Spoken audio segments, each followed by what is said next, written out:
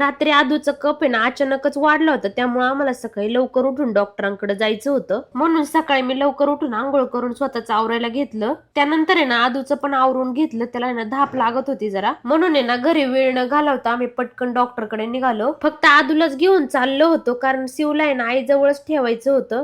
कारण की आम्हाला आहे ना टू व्हीलर वरती जायचं होतं. शिवला चुकवून आहे ना यांनी पटकन गाडी काढली. एकदा का तिने आम्हाला जाताना पाहिलं असतं ना तर ती खूप जास्त रडली असती, म्हणून आम्ही तिला फसवूनच निघालो. जाताना आहे ना रस्त्याने प्रचंड धुराळा होता, म्हणून मग पटकन मास्क घालून घेतलं. इकडे आदूला आहे ना मास्क नव्हतं, म्हणून मी ओढणीनेच त्याला गुंडाळून घेतलं. जाता जाता आहे ना आम्ही आदूचं पण गळ्यातलं गाठून घेतलं. तिथे आहे ना त्या काकांना खूप जास्त गिऱ्हाईक होती, त्यामुळे ना आदूचं गळ्यातलं काय गळ्यात पटकन बसतच नव्हतं त्यांच्याकडून. त्यामुळे आम्हाला जायला ना जरा उशीरच झालता बरं का. त्यानंतर फायनली आम्ही पुण्यात आलो. आदूचं चेकअप करून आम्ही बाहेर आलो. डॉक्टर म्हणले काळजीचं काही कारण नाही, वातावरण बदलामुळे होतच राहतं. त्यानंतर आम्ही घरी आलो. आदूला औषध द्यायची होती, म्हणून मी पटकन आदूसाठी खाऊ बनवायला घेतला. एका वाटीत डाळ तांदळाची पिठी घेतली आणि पाणी टाकून चांगल्या घाटी मोडून घेतल्या आणि एकीकडे फोडणी टाकून आदूसाठी मस्त अशी डाळ तांदळाची पेज बनवली. इकडे ना शिव सुद्धा आहे ना टीव्ही बघत पाळण्यात बसली होती. त्यानंतर आहे ना आदूला खाऊ चारून मी झोपवलं. तर आजच्यासाठी एवढंच होतं. बाय.